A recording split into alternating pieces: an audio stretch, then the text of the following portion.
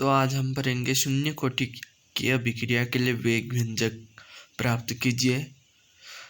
और इसके लिए अर्ध आयुकाल शून्य कोटि की अभिक्रिया के लिए तो हम सबसे पहले लिखते हैं, माना एक अभिक्रिया R से P है, यानी कि R मतलब कोई अभिकारक, P मतलब प्रोडक्ट यानी कोई उत्पाद है। तो वेग नियमानुसार वेग नियम क्या होता है हमारा, अभिक्रिया का वेग समानुपाती अभिकारक के सांद्रता के घात n के समानुपाती। तो वेग directly proportional to R concentration की पावर n। तो इसकी जगह पे वेग, अभिक्रिया का वेग का सूत्र होता है minus delta R upon delta T directly proportional to R की पावर n कॉन्सेंट्रेशन।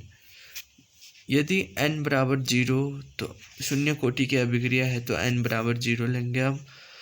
तो माइनस डेल्टा R बटे delta T directly proportional to R, n की जगह 0 लिख देंगे हम। तो माइनस डेल्टा R बटे delta T equal to K R की पावर 0। देखिए ये डायरेक्टली प्रोपोर्शनल चिन्ह को हटाने के लिए K को लाना पड़ता है, जो कि वेग स्थिरांक कहलाता है। तो K को लाने के बाद डायरेक्टली प्रोपोर्शनल की जगह पे इक्वल टू आ जाता है। अतः K बराबर वेग स्थिरांक है तो R की पावर 0, यदि किसी भी घात का मान 0 हो तो उस संख्या का मान कितना होता है, 1 होता है। ये तो आपको भी पता होगा। तो R की पावर 0 इक्वल टू 1 है, तो R की पावर 0 की जगह पे 1 आ जाएगा। तो minus delta R upon delta T equal to K into 1।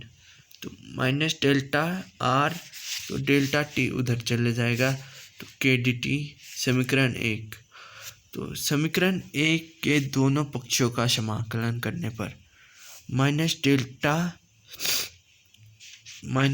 Delta R का समाकलन क्या है, हमने माइनस बाहर ही रखेंगे क्योंकि माइनस का समाकलन नहीं होता है, इक्वल टू K वेग स्थिरांक है तो इसका भी समाकलन नहीं होगा, नियत है ना, इसलिए इसका मान नियत ही रहेगा, तो इसका समाकलन नहीं करेंगे। और डेल्टा T का समाकलन करेंगे। उसके बाद minus R equal to KT plus C। किसी भी संख्या का समाकलन करने के बाद उसके लिए एक समाकलन आता है जिसे इंटीग्रेशन बोलते हैं समाकलन को, तो एक नियतांक C आ जाता है। तो minus R equal to KT plus C। यदि समय t बराबर 0 है, t हमारा समय है जो शून्य है, क्योंकि उसमें कोई परिवर्तन ही नहीं हुआ है, या परिवर्तन होने के बाद भी शून्य है, ऐसा भी कह सकते हैं हम। तो R बराबर भी R0 हो जाएगा हमारा। तो माइनस R0 समीकरण 2 में रख दो, minus R0 equal to K into T की जगह 0 है प्लस C। तो C का मान निकल जाएगा हमारा माइनस R0। अब C का मान समीकरण 2 में रखने पर minus R equal to KT minus R0। KT बराबर R0 माइनस R, तो K equal to R0 minus R upon T। T यहाँ चले जाएगा। R0 माइनस R कैसे आया, अब माइनस से गुना कर देंगे। पहले तो ये इधर चले जाएगा, KT उधर चले जाएगा और ये R इधर आ जाए। पहले हम माइनस से गुना कर देते हैं, माइनस KT प्लस R0, यहाँ भी प्लस आ जाएगा। तो यहाँ माइनस KT है तो इधर आके प्लस का KT हो जाएगा, इक्वल टू R0 आगे आ जाएगा प्लस का, फिर ये R भी प्लस का था तो इधर आके माइनस का हो गया।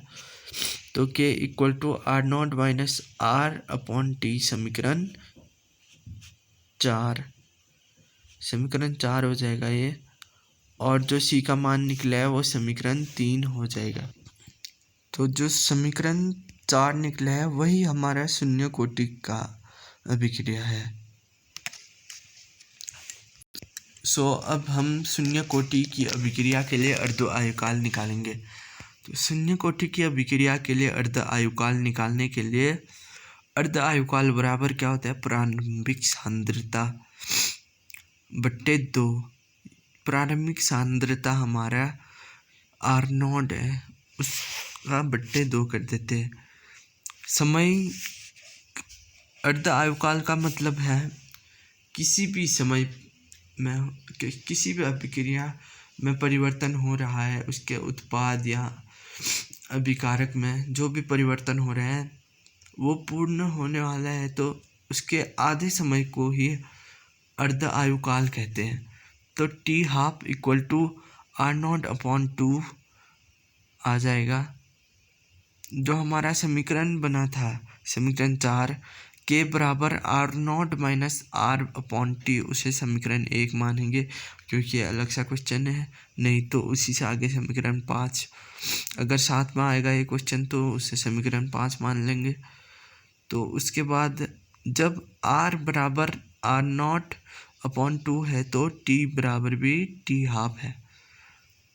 अब जैसे कि ऊपर दिया गया है हमारा समीकरण के equal to R0 minus R की जगह पे क्या है, R0/2, हाँ R0/2, फिर अपॉन T12, उसके बाद k equal to 2R0 minus R0/2 upon T12। तो k और T12 का पक्ष परिवर्तन हो जाएगा। जो हमारा T12 है वो k की जगह पे चले जाएगा और k 2 के साथ गुणा हो जाएगा। तो k यहाँ आने के बाद 2k हो जाएगा, यहाँ T12। तो 2R0 में से R0 घटाएंगे तो R0, तो हमारा अर्ध आयुकाल आ जाएगा T12 इक्वल टू R0/2k। यही था हमारा अर्ध आयुकाल। वीडियो लाइक, शेयर और कमेंट कर देना पसंद आया होगा।